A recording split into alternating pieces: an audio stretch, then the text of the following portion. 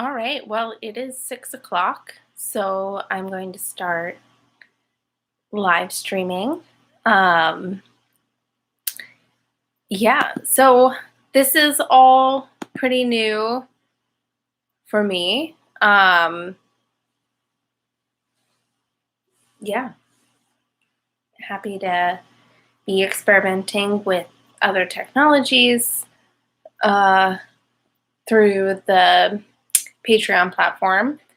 Um, we'll see how this goes if anyone shows up. Just sitting here, kind of chatting. We could see about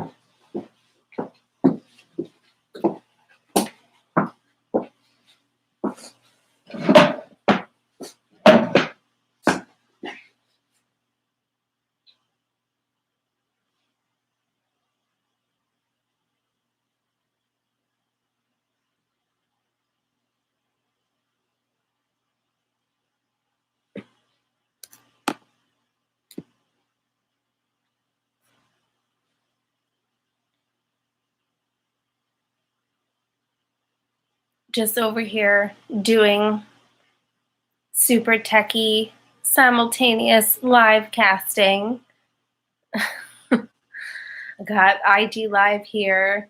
I've got YouTube live streaming going. That's being streamed through my Patreon. Can show you a little bit. I mean, check out this like Inception.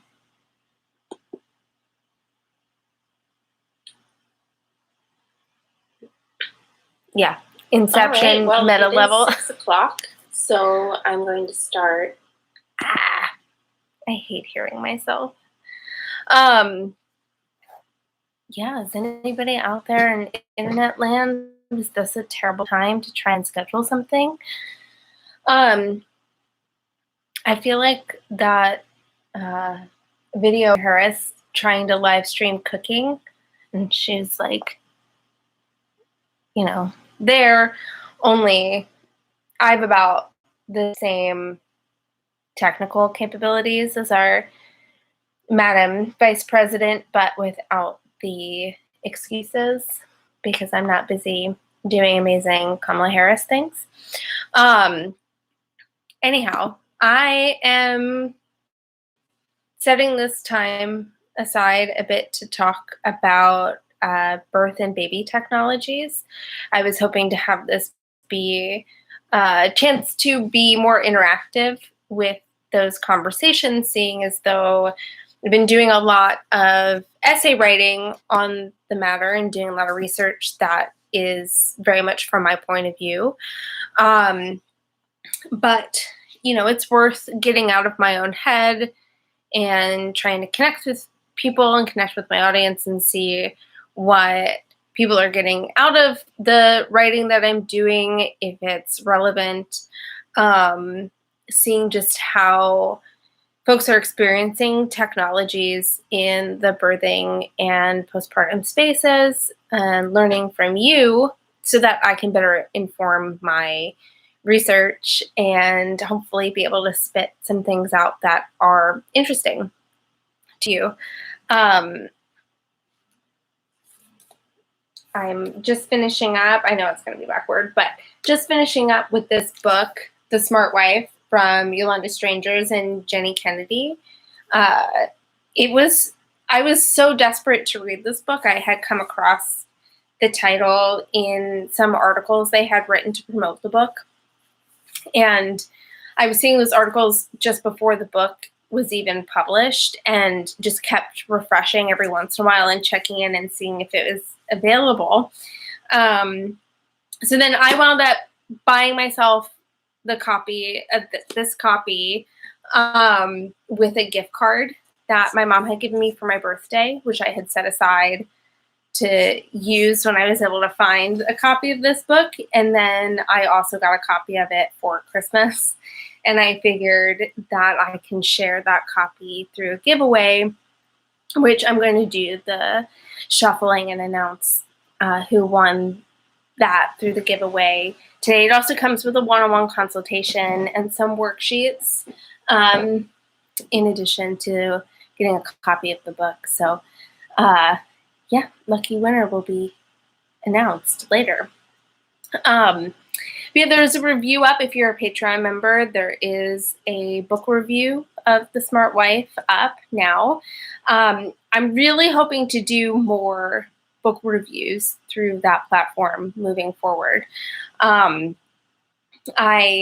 am an avid reader. I feel very fortunate that I grew up in a household of avid readers, and so that's been something that's continued on in my life, and it's definitely been getting me through COVID.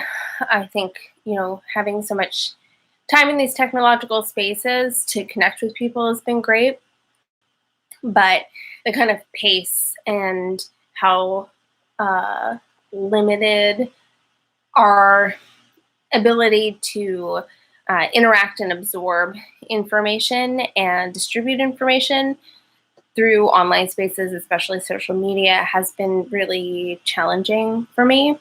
And so kind of midway through the summer, I felt, especially with the fires here and all, like I really need to do some slower, deeper education. And so I have a bit, you can see there's a bit of the haul here in my bookshelf.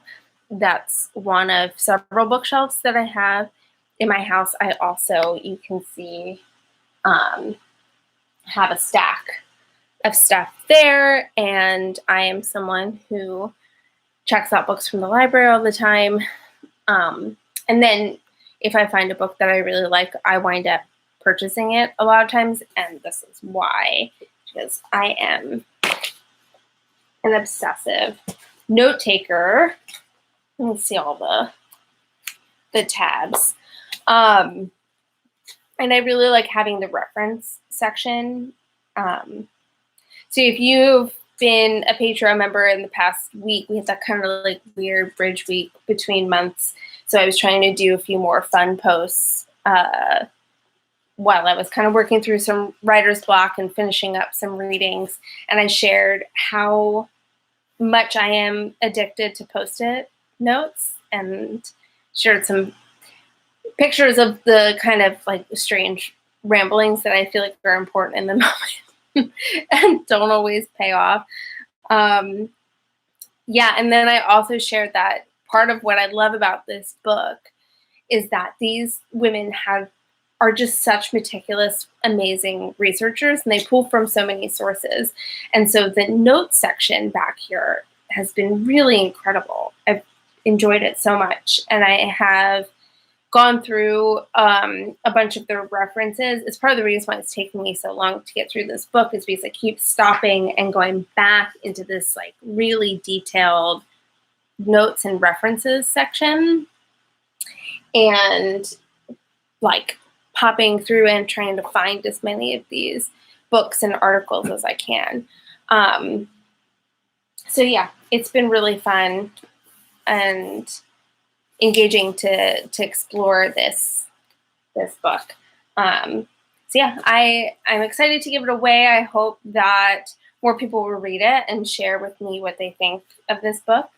There are so many concepts in The Smart Wife that I've never been introduced to, not even just, oh, thanks, Sarah. It's staticky. Ugh. Of course, on this day, I like set up so much, even borrowed another computer, and everything is kind of staticky and having problems with tech. Our internet's been kind of iffy.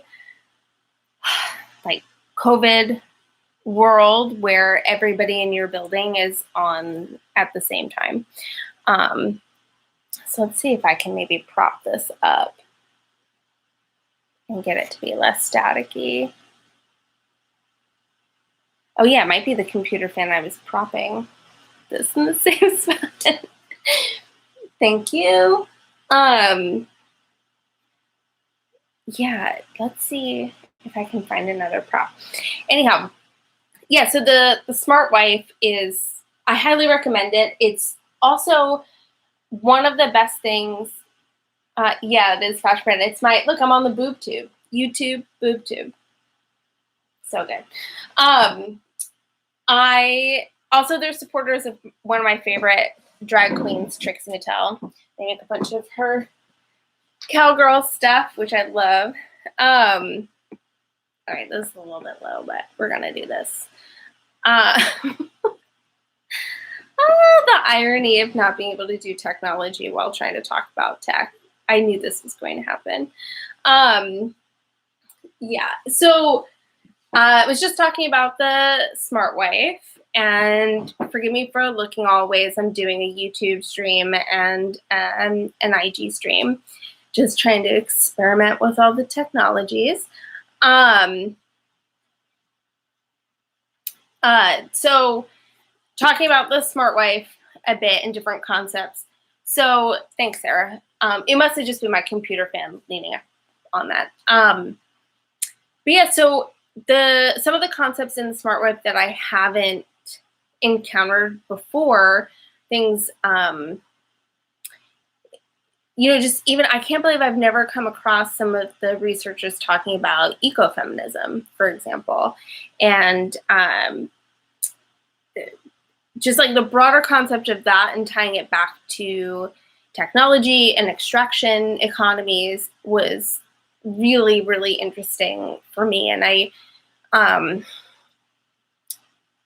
sort of knew that there was something deeper going on with rare earth minerals, and not just the plastic components of technologies, but sort of the exploitation economy of how we get the materials to make the smart technologies, but also the resources that are required to keep the cloud going, or to keep data collection centers going. I had no idea.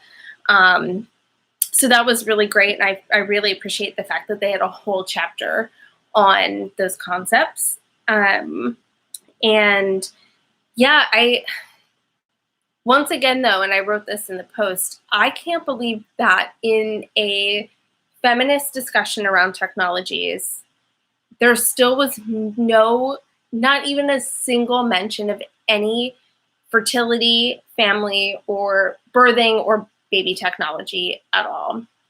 And now you can see again, stacks and stacks and stacks and stacks of books.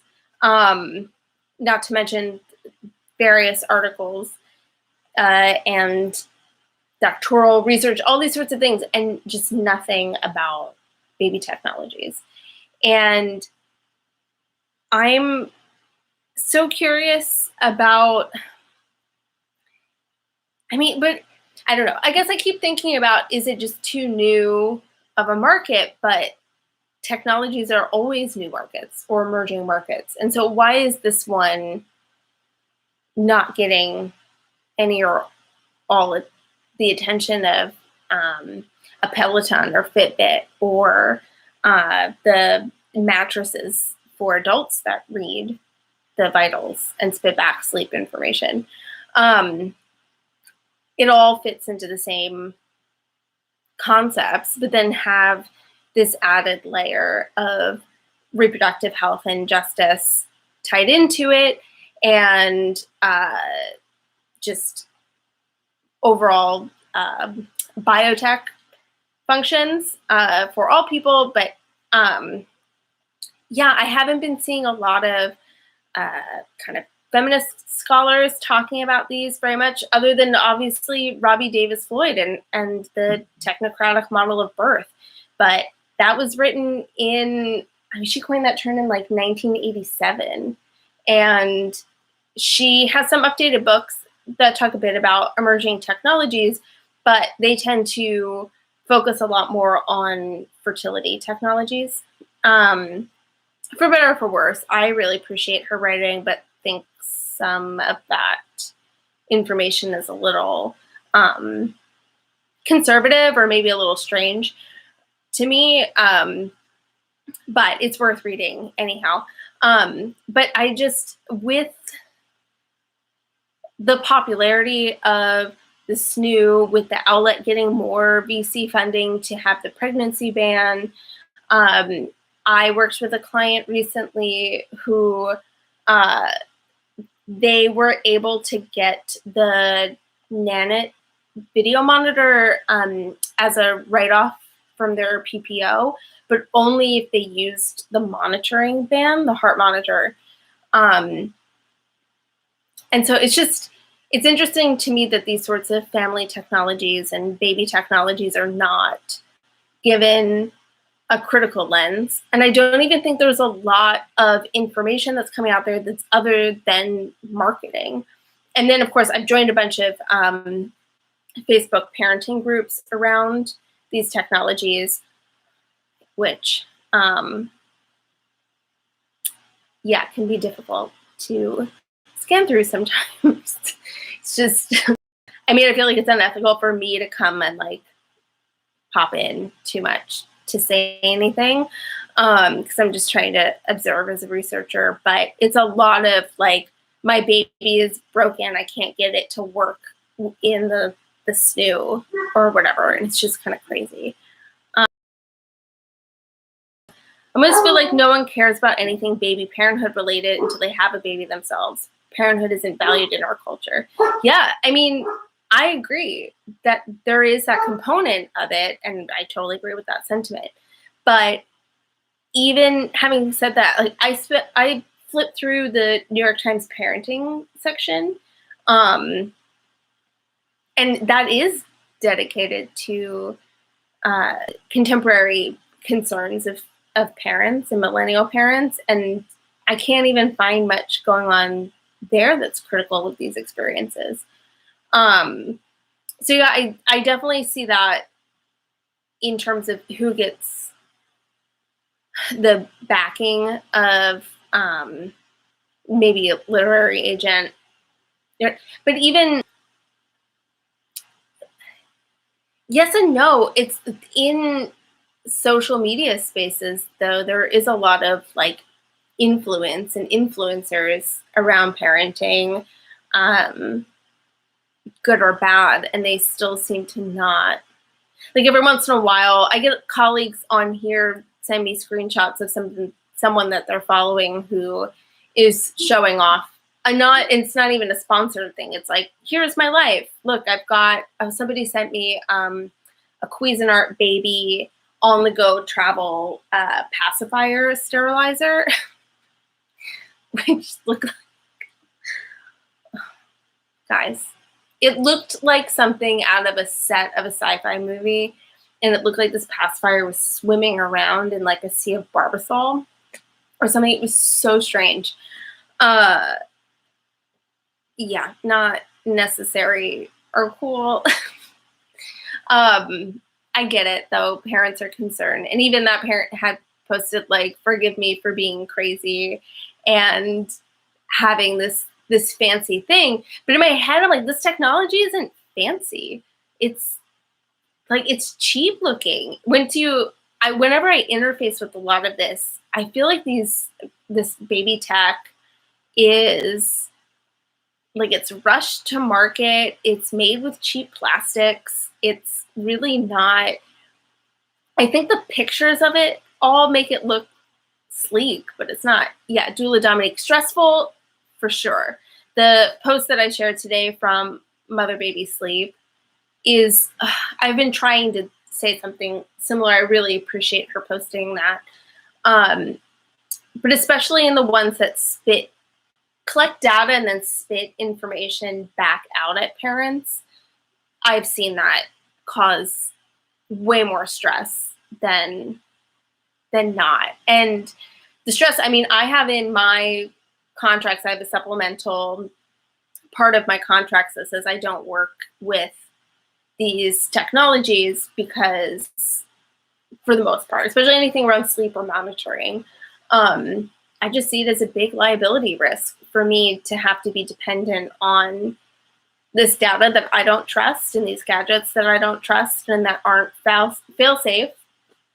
And, you know, I feel very well trained and have a lot of experience that I trust myself and my awareness more than the technologies. And it's interesting, you know, in training other doulas around infant sleep and being in community with doulas and starting this project of researching and having other doulas reach out,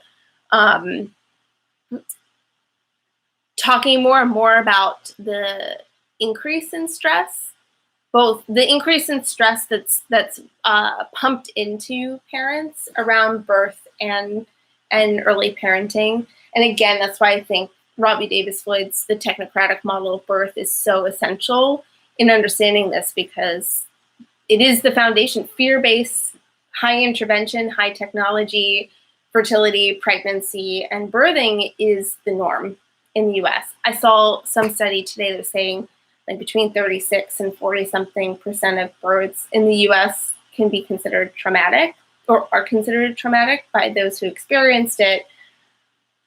So there's a lot of birth trauma. There's a lot of anxiety and fear in the birthing space and the fertility space. And then, of course, that translates into parenting. And so when we get products that are saying, gosh, what is the outlet thing? They always say peace of mind. It comes with added peace of mind.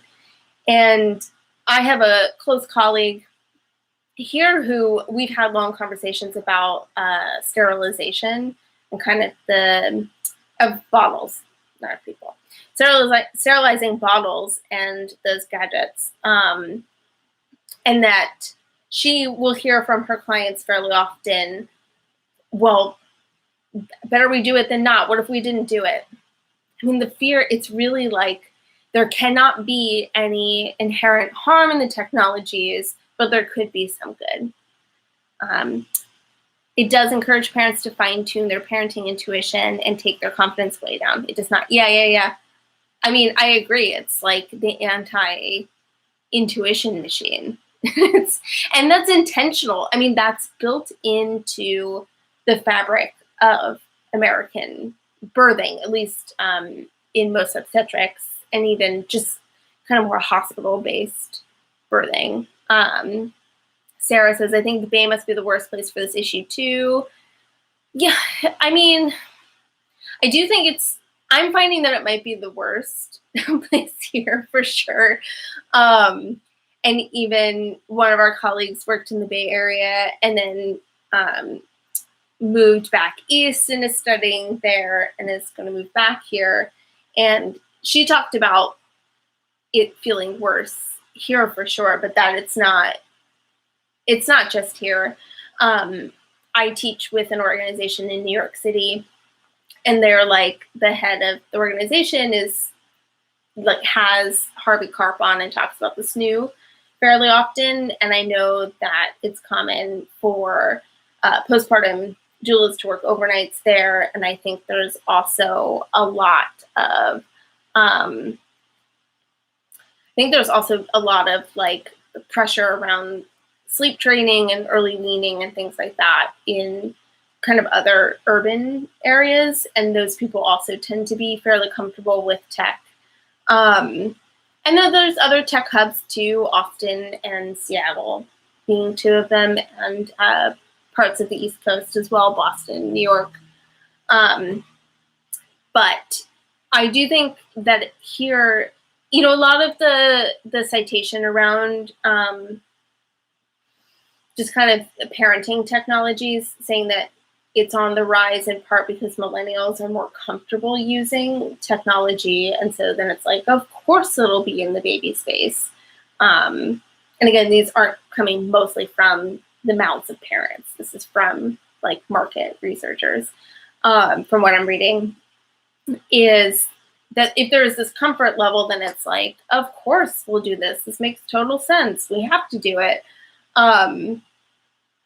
But and so like that's, if it's just millennials being comfortable with tech, we're going to find that in lots of places. I mean, people are addicted to their smartphones all over the place and very connected to that. And I think the appeal of a smart home has been around for a long time.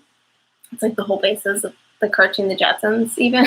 So that's not entirely new for that to be exciting to folks. But I think the Bay Area here is, so many people are working in tech, and there is kind of this culture of trusting technologies and being excited by the technologies and wanting to experience them on their own terms and in their own families. And so, yeah, I do think that there is a slight uptick in usage in this area, but it's emerging all over the place. I read a really funny article in Wired magazine about a dad in the UK. And again, writing for Wired, he is a technological person, and then going and feeling like he has to go buy every single baby tech, and then he's got really fun. I suggest going and digging up the article. I wish I remembered who it was written by. But he was talking about this, going back again to Dominique's point about the stress that it causes parents. He was writing very humorously about how they had one of those air quality monitors that was near the smart crib, and how that kept going off and waking them up in the middle of the night. And it was because the baby was farting. And I thought that was a pretty cool story. So I'm sure most of us, if we work in high-tech family spaces, have a few similar stories like that. So yeah, I mean, anyone here have a particularly interesting question or comment around the thing? I thought the baby fart bad air quality one was really kind of took the cake. And I don't know, maybe I'm biased, but it was fun to imagine someone with a British accent telling that story instead of just the typical Bay Area tech guy. But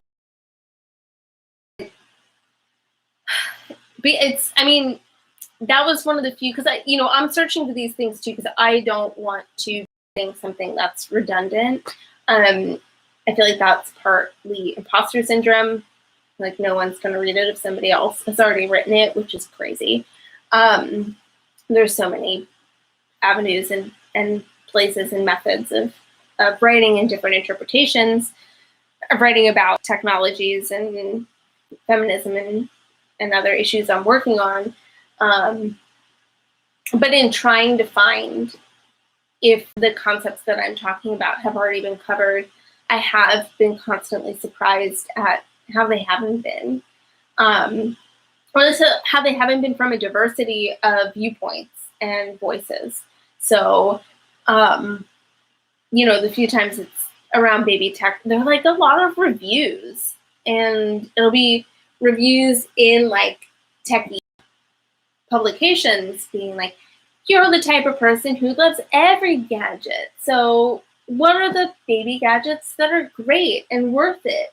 And, they all have the same handful of devices, and for the most part, and it does seem like a new thing is coming to market every couple of days in this arena, and so I imagine that those lists will become a little bit broader. Some of them do, they tend to be a little bizarre, have you guys found the baby butt paste spatula? I had never come across that thing, and suddenly I see it everywhere. And it's just, there are a lot of technologies that make me a little bit nervous for parenthood and humanity in general, to be totally honest. But people not being able to handle wiping their baby's butt with their own fingers is, it's like a spatula.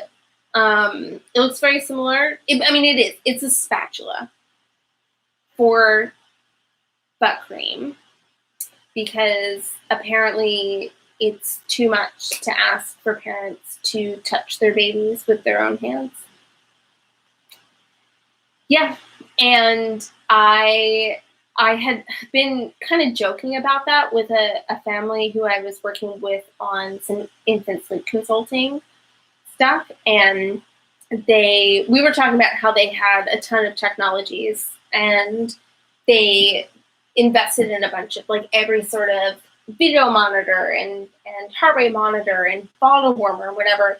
And I had asked them about just why it seemed like there was a big stack of them still in the boxes in their living room. And their baby was about to go on 4 months. And, they were like, yeah, we bought all this stuff and none of it was helpful. And yeah, even holding babies seems obsolete. I mean, totally. That's a good point. So yeah, the butt paste spatula, I was like, oh my God, I just discovered this new stupid thing today. And they're like, yeah, I mean, we got so deep into it, we have one of those too. And she showed me. I had never seen one in the wild before. And now I see them all in pictures. I see them in product giveaways. And I see them in people's homes. And it's like, it's kind of like years ago when I worked in college. So this is to the point too, Sarah, about how, yeah, it's a bit heavier here, but I think it speaks to trends that are larger nationally about the fears and stresses of child rearing too, is that when I was in Colorado, every family I worked with was like, we need the wipe warmer and the nose Frida. I think it's inconvenient too. I think most of these technologies just add more cumbersome things to worry about. Like, okay, so the wet wipe warmer, perfect example of this. Like, your baby can't handle a wet wipe for 2.5 seconds. Like, the whole experience of changing their diaper is overstimulating. It's not that they hate cold wipes. Sorry.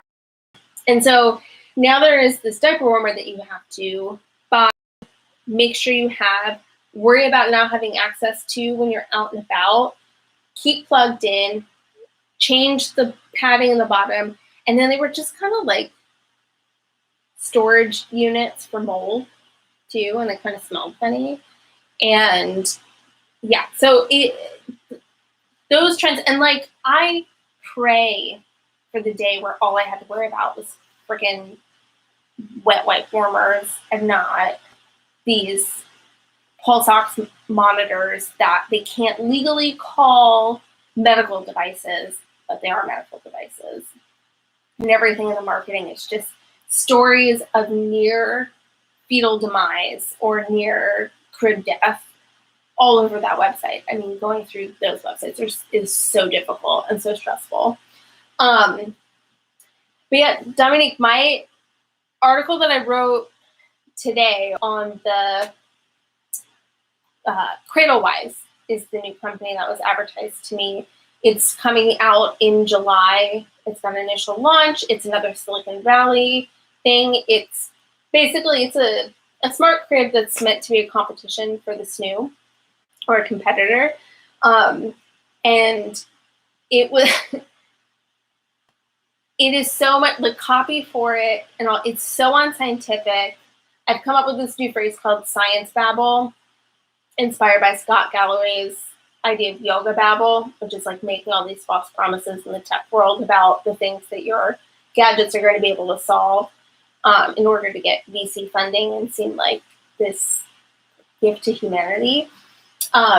I think a lot of these technologies, these apps and gadgets and the classes that are being marketed to parents and the rhetoric to parents, especially around infant sleep, but in like all aspects of fertility and onward, is science babble. So this company, Cradlewise, was writing all of this stuff about science says and research says, and we know that sleep means this, this, and this. And I was pointing out, like, this probably applies to adult sleep in some capacity. But yes, setting up false hope for tired parents, but also an extreme imbalance of this idea that, like, if I'm not getting sleep, I'm destroying all these other good things that I've done for my body, and now also my baby's not going to develop appropriately. And it's this stuff, like, I write a lot about this idea of what a normal baby is or a good baby around these things, that there's, like, we could take one or two metrics, and particularly the metric around sleep, and say, this is what defines a good baby versus a not good baby, or a good parent versus a not good parent. And here, let me give you this gadget or this app or this machine that makes it so that you're definitely going to have this outcome. And that's just not how, one, that's not how, like, science and research actually works. So they're being pretty inaccurate there. Two, it is like the obsoleteness of being able to hold your baby and having that seem to be a valid form of care and nurturing and leading to better sleep or leading to better development. That's, like, completely anathema to all of this technology, because you can't sell parents back their arms.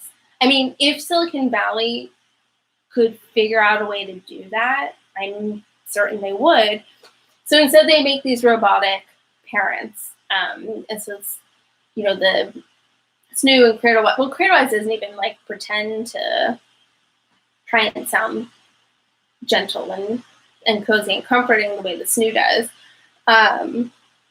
But it's, it's definitely co-opting the language of scientific research and co-opting the language of, like, attachment parenting and gentle movements around parenting and birthing, and then just pumping back the same outdated, patriarchal, bad information that parents have been getting for a long time. So, it's a mess, and I think it's worth, again, going back to this fantastic book, The Smart Wife. I feel like one of the overarching thesis is that technology isn't all inherently bad or wrong. It's here. But that it needs a reboot, that we need to take a critical lens to the culture and environment that exists while this technology is being created. And that, as much as we like to think of AI and robots and all that kind of being their own entity, the truth is they're all designed by humans.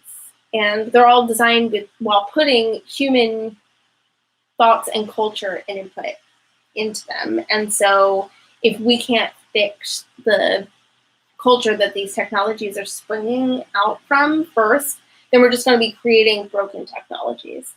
And that's the point that I really want to hit on when I am researching the baby tech world, because we have a terrible, terrible, terrible obstetrical care model and a terrible, terrible, terrible culture for new parents. And we're just reinforcing that with expensive technologies that can come with a lot of harm. Let's see, Sarah.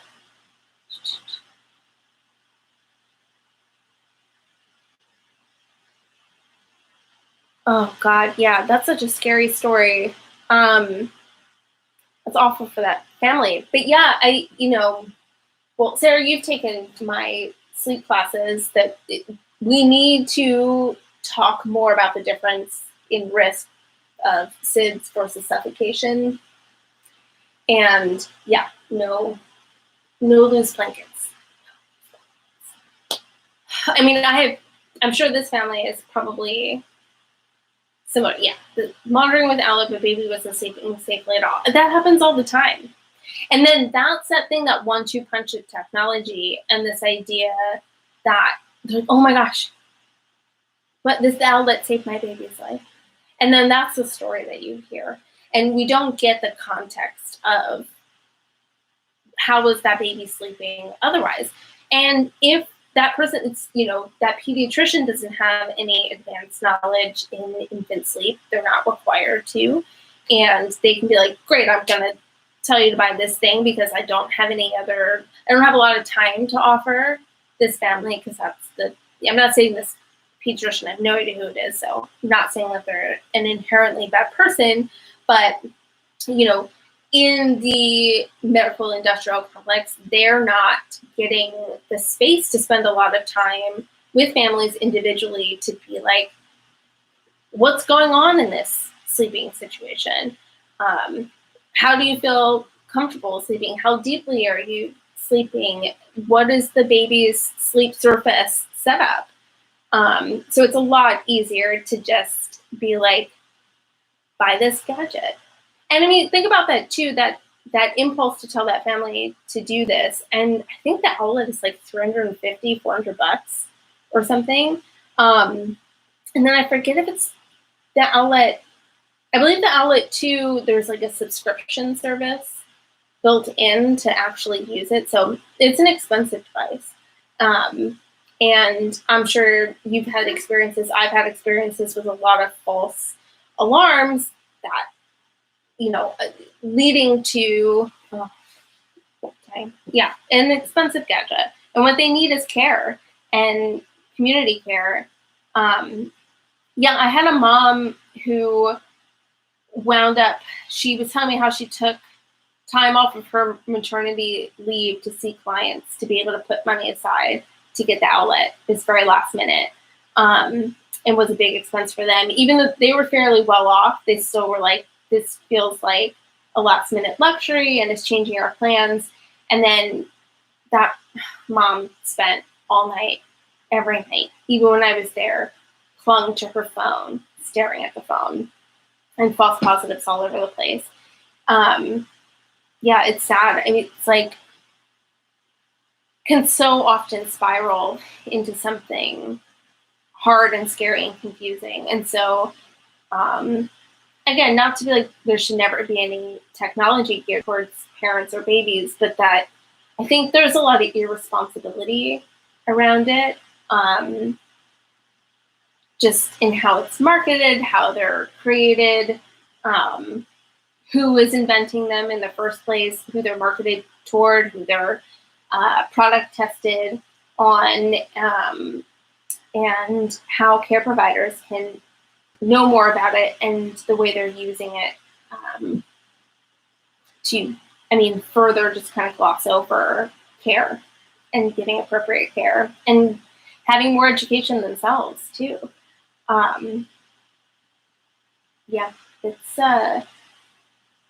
It's difficult, and it's difficult to manage. I'm sure, in your position with that family, having to figure out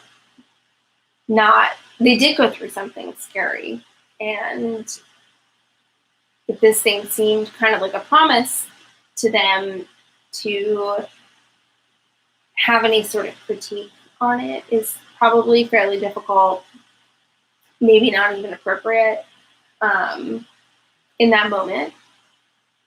But I feel like that's happening more and more in our work, that we're put in these difficult, weird positions. I think especially going back to the outlet not being a piece of medical equipment, according to their lawyers.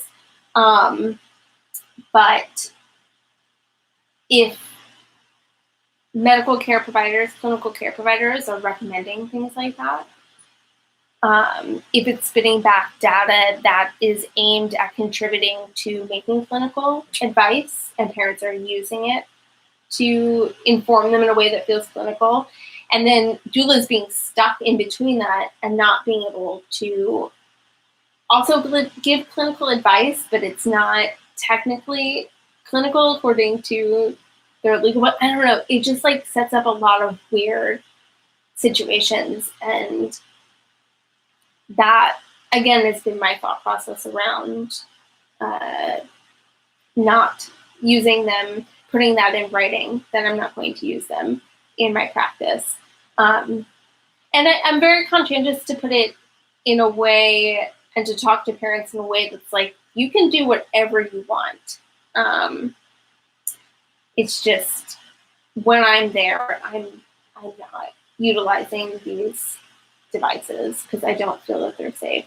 And how can I work with you in a way that you can utilize my experience and I'm not going to feel like my liability is based around these technologies instead of around my experience.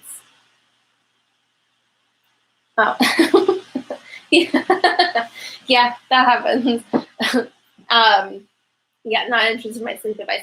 Yeah, I don't really, unless my family members come to me directly with questions, I don't bother either. I don't think most of them want to know.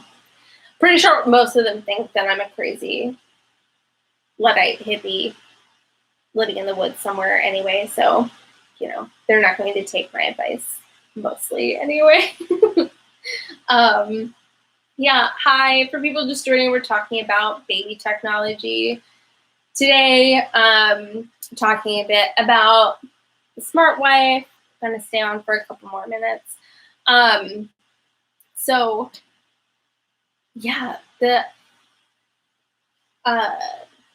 lost my train of thought saying hi. I wanted to make sure to bring up today in this post something that I had found, some data I had found in my research about kind of the market. Hi, we're going to let Julie go. Come on, maybe ask a question. Hi. Hi. Hey. Hi. Oh, bye, Dominique. Thanks for popping by and your questions. Hi. Hi. So, am I supposed to ask a question when I request to join, or yeah, listening in? Okay. Yeah, just ask a question. Yeah, I haven't heard enough of you to ask, but keep going, and I will. Okay. So we were talking about. Well, do you have any kind of story with working? You're a doula, correct? I'm guessing from your handle. Do you do birth or postpartum or? I do birth and a little bit of postpartum. I mean, I'm around enough postpartum to see the type of technology that's out there currently, and so Yeah. A lot. Yeah. A lot of stuff. Yeah. So we've talked a bit about. We were having a bit of a chuckle around the butt paste spatula, which is technically technology, even though it's not digital.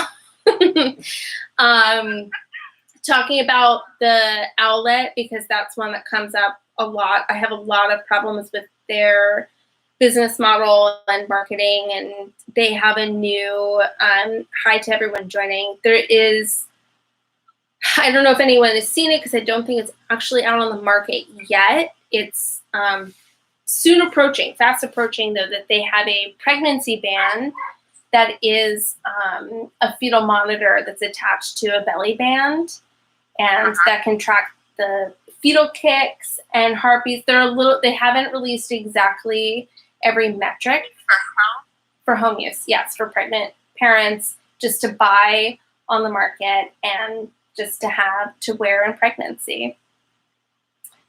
Yeah.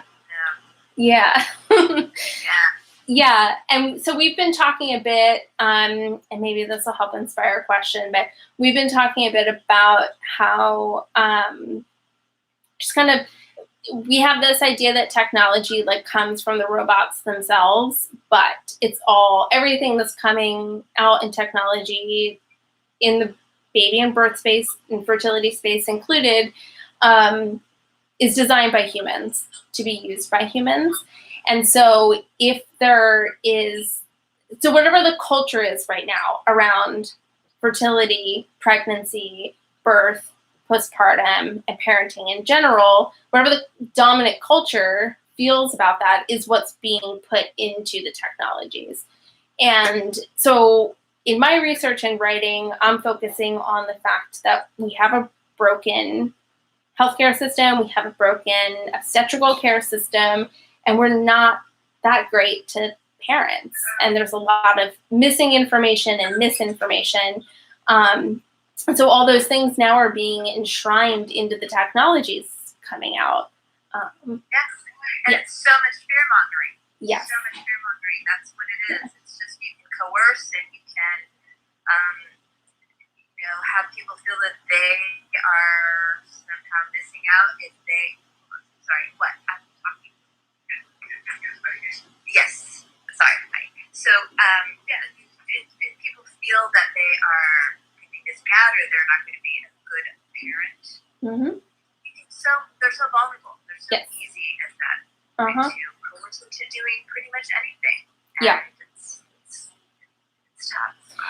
Yeah, and like Sarah pointed out with the pregnancy ban too, that it can be especially problematic for families who have experienced loss and miscarriage, that it can feel predatory, that it's promising that maybe that won't happen again. It's promising that, the outlet in general is Right. promising that you're going to catch something. And it can be accurate. It might pick up things that aren't even happening. It's going to find pathology where it doesn't even exist. Yeah. Which is what the current monitors in the hospitals do. Exactly.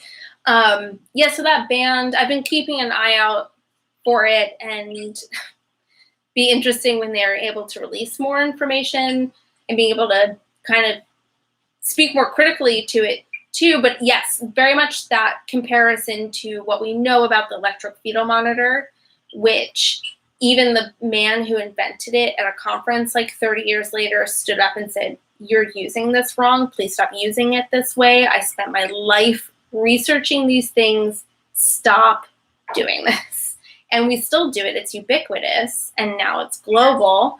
And now to put that into a parent's hands, and then I get how there is an appeal to say, we need more patient autonomy. We need more parent autonomy. And But knowing that's not autonomy, that's surveillance. You're like surveilling your own baby and scaring the shit out of yourself all Yeah. the time. You'll be in a constant state of fight or flight. Yes, I agree. And I think our job, my job as a researcher and as a doula trainer, doula's job working with clients is in part to help them see that dichotomy in a way that isn't judgmental, that is empathetic to why they're brought to these technologies. To be like, okay, I understand maybe, and we'll let them say it first, why did you want this thing? What is the promise maybe that is being made by this gadget that brought you here, or this app or this program or whatever it is. And then to be able to communicate with them and say, there are other ways of achieving this that aren't surveillance, that aren't maybe based off of a model that we know is harming pregnant people and infants in some way, and to kind of meet them where they are, and maybe not try and I don't know. There's an ethical weird gray line that I'm always straddling about, being like, please don't use it. Please don't buy it. Especially when I see someone entering into the kind of postpartum mood disorder territory, or that it's exacerbating those things. But being able to practice meeting them where they are and offering other solutions empathetically, or by at least, if they're finding it not working for them, validating that as something that isn't reflective of them, it's reflective of the machine and the culture that created that machine. And I think in order for us to do that well, that we need to keep talking amongst ourselves on how to do that and educating ourselves, which is why I keep trying to make these peer opportunities to have these conversations. Because for years I thought I was alone. I was just getting all of these clients that had all this anxiety and all this attachment to the technologies. And, here now talking to you and to other colleagues and educating, I'm like, oh my gosh, okay, this is a cultural thing that's happening. It's not just me and my clients. It's there's a huge broader issue. Yeah. Interesting. I was just at a birth the other day, and they were looking at the monitor and saying, you don't have any contractions happening yet. The mother herself was feeling them, even though she had it in the throat. She knew that she was having contractions, and they left and they said, okay, I think we're going to start some oxytocin because this isn't picking up anything. you're not having contractions. Instead of trusting her, Mm-hmm. her telling them, yes, I feel pressure, I feel things, she had her baby 20 minutes later. So this machine did not pick up contractions, and she was clearly having them. So that was just one example. Mm-hmm. What happens, it isn't something you can look at and trust. You need to watch the mom. Who's watching the mom? What's happening with her? Mm-hmm. That's real. That's true. Mm-hmm. What she's feeling. Yeah, This it's monitor can glitch out at any time. yeah. I mean, That's well documented. yeah. In the birthing space too, it's like we put all this emphasis on birth being hard and a journey. I mean, it's half the reason why we have all these technologies to try and take this away. But then when that birthing person is embodying the struggle or the journey or the intensity, they're like, no, here's the machine. Right. that dynamic has always struck me as being so bizarre. Yeah. I mean, even, partners, usually men coming into the room, they find it kind of fascinating and sexy when they see the monitor. They want to know how it works, and the nurse is all leeching happy to show them what the tracing is supposed to represent and what this line means. And they're just like engaged. I'm like, wait a minute, over here, look at this person. Yeah. This person is the one you want to watch because. And I had mentioned several times that in Robbie Davis Floyd's original, she coined the term the technocratic model of birth in like the late 80s, that in reading, I've been rereading her book, Birth as an American Rite of Passage, and she has a lot of detailed stories of birthing women saying, yes, my husband was just staring at that screen.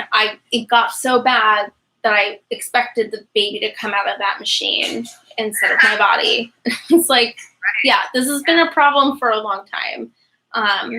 So I think you're right. And like Sarah pointed out too, it's to take these technologies and transport them into the home space isn't really autonomy, or it may give the illusion of decision making. Same with, the monitors and all in the hospital, there's an illusion of a conversation that can be had, like, oh, we're seeing this, and so we can have some sort of autonomous shared decision making. But as doulas see all the time, that's usually not how it goes. Right. It's a grand illusion of peace of mind. Mm-hmm. That it's like, paradoxically, they're both going to have. Yeah. Something that's been given peace of mind. They're just going to be afraid. Yeah. And maybe it'll be a low-key way that they're not even aware of. Mm-hmm. It's a subconscious mindset that's like their default mindset. Oh, I gotta check, I gotta monitor because what if? Mm-hmm. Just someone like hovering and watching in that glowing light in that space. Yeah. I don't think a lot of parents expect that when they get an outlet or a snoo or what have you, that they're going to have the same compulsion to check on it all the time and to be concerned about it the way they are. But one, there's parallels we can draw to just people being addicted to their phones and other devices in general, and that if the software of the gadgetry is coming out on the phone, there's going to be that same impulse to look at your phone all the time about it, which means that they're spending time consulting the phone instead of observing the baby. And I see that all the time. It's like the phone and the data coming out of the phone is more significant and truthful than the baby that's right there being a baby. And that's been really shocking and difficult to me to come into those spaces sometimes and be like, ask you a question about your baby, you shouldn't have to take your phone out of your back pocket to answer the question. Yeah. Seeing that a lot. And to draw the line somewhere. Mm-hmm. Consumers will see that and be smart enough to see what's gone on with the iPhone. It's going to happen with this too, and just be like, no thanks. Mm-hmm. That's too far. Mm-hmm. Yeah, I in the post I put today about the latest smart crib, and they're marketing it as the Fitbit for babies. I don't understand. Like, it's contactless Fitbit for babies. I'm just like, I don't feel like any of those words should be in the same sentence. Right. So let's start there. Like, contactless and babies shouldn't be in the same sentence. And Fitbit or fitness and babies, probably not in the same sentence. So we got some work to do, for sure. Yeah, for sure. Well, I have to go, but I still happy to talk about Yeah, it. me too. Thanks. Good conversation. Thank Yeah, you. same. Thank you. Awesome. Bye. Okay. Take care. Good night. Bye. Sarah, I'll answer this and then I'm going to wrap up. Former nanny, the obsession with surveillance is super creepy. Yeah. There's a nanny agency in SF where if you work for them, you literally have to record yourself with your phone the entire time. Really? The entire, oh my gosh. You're the kids you're watching. It doesn't allow caregivers to build organic relationships with kids. Yeah. I had a client recently where the bathroom was the only place where they didn't have some sort of surveillance technology. And I found it very stressful to know that I was being watched all the time. And I would find myself hovering in the bathroom because I didn't like being in the other rooms with the cameras. And yeah, I think for me, I've been doing this for a long time. I don't worry about like messing up or getting caught doing something. I'm never doing something that strange. I'm normally in the same room with parents while I'm there, which is like kind of different than nannies and than doulas. But yeah, I hated it. It's so creepy. And you can't, I mean, I'm not a lawyer, so I don't mean to give legal advice, but you can't ask parents to not record you. It's their legal right. They can't record you with sound and video at the same time, but through one bit of technology. I think the law is going to have to change a lot around that because there's lots of folks that have like smart home devices like the Echo and the Nest and Alexa that record audio, and the other Google, I can't remember the name, there's so many. I can't remember the name of the one that records and your video and other sort of like home video surveillance technologies. And obviously you're being recorded audio and visually all the time in a smart house. And right now, basically, there's like implied consent to that if you enter into somebody else's house. It's crazy. I hate being watched all the time in those houses. Luckily, I haven't had that experience too often that I know of. But I do think, again, like that relationship with that baby was much harder for me. I felt like I was holding a Fabergé egg. And that really, it came home to me when I had, a while back, I had a parent tell me that something like fell down their stairs, like a delivery person dropped something, and they were concerned. They had seen it on the video monitor outside, and they're like, oh, we returned this thing, and if they claim it's damaged, we're going to have to send them the video from the front porch. And I was just like, ugh. Oh, hi, no, Juliet. That is, so Birth is an American Rite of Passage is the first book I ever read before I became a doula. And I started my work before I was a doula. I did human rights law, legal research around environmental refugees. And so for me, finding something so political right at the outset as I was transitioning out of legal research and into birth work, for me, it was like, it's like it came down from on high. But I found it literally in the main public library in Philadelphia when I was still living in that city. And it just, like, it was really close to what to expect when you're expecting, and I had no interest in reading that book at all. So this other one, Robbie's book, was right there next to me, and it was like, oh. So I love it. I'm on my second reading of it. I've read The Technocratic Model of Birth, that article that she released, I think 4 or 5 times, because it's been required reading in a lot of my classes, midwifery and doula classes. It's one that is required reading for all of my students too. And I'm very fortunate that Robbie has agreed to have me as an intern, as a research intern, at some point, whenever I can make it out to Texas safely. Then hope to be hanging out with her. But yeah, it's my favorite birth book. It's challenging.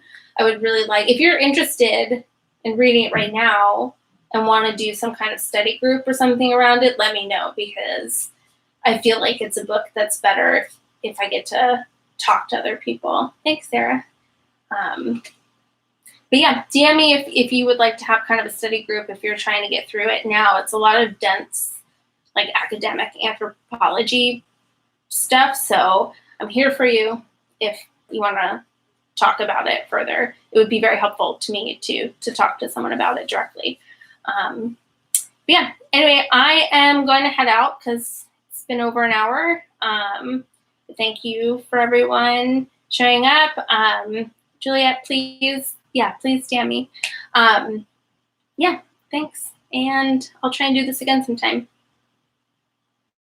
Bye.